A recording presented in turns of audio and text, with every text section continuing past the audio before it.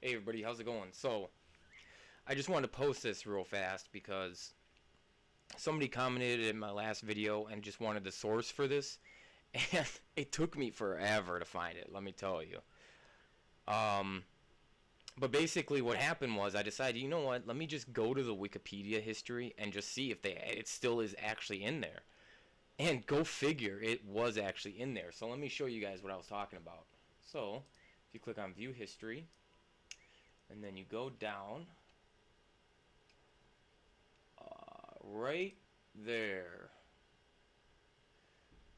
See on February 20th, right here. Let me highlight that for you guys. So, if you guys see that right there, it says somebody edited a paragraph on February 20th, 2020 concerning the drama portion. It claimed the use of gas chambers as a method of execution was not mentioned in Lemkin's book, Axis Rule in Occupied Europe. However, as can be verified in the source I provided, it is clearly mentioned. So think about that, guys. I literally have been IP banned from Wikipedia since 2016 because of that. I literally did the exact same thing that this guy did, cited the book itself, but I got banned from Wikipedia.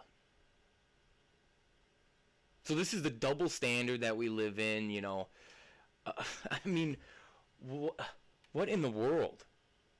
Imagine, people were going on Wikipedia, looking up Paul Rassinier and seeing what information there was on him, and there was quite clearly false information for years about the guy. For years. And then somebody who tried to correct it got banned, and then 4 years later somebody corrects it and it goes through. So yeah, if you guys are wondering, that book was written in 1944, or it was published in 1944, sorry. So step back and think about that for a second, alright guys? This is some guy who's writing a book about World War II, and obviously he has some good sources, because if you read the book, you'll see he's got some truthful information in there. And to do that during the 1940s was very hard. You know, it's not like nowadays where we can just go on the internet or even just drive to the library. This was the 1940s, guys. You know, you have to really put yourself in that mindset. And like I said, he had a lot of good sources, but think about it. The guy is claiming that he knew about Jews getting gassed before even the British government mentioned it, before the American government mentioned it, before the IMT trials, right, in 1946. This was before Nuremberg. This was before any of these accusations had been uncovered, before we liberated the camps. But this guy has some intel to know that Jews are already being gassed, and nobody else knows about it. The American government doesn't know about it. The British government doesn't know about it. Can you imagine the Russian propaganda that they would have used if they would have had that information that the Nazis were gassing Jews?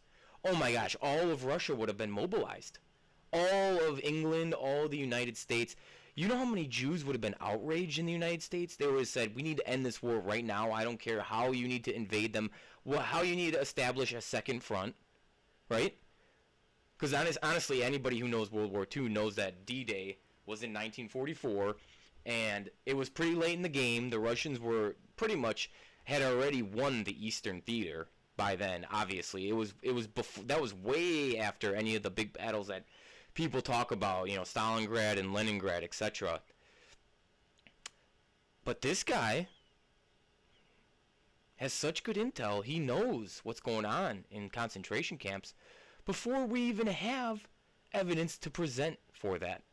So I just wanted to show that to you guys real fast. So thank you. Take it easy. See you guys next time.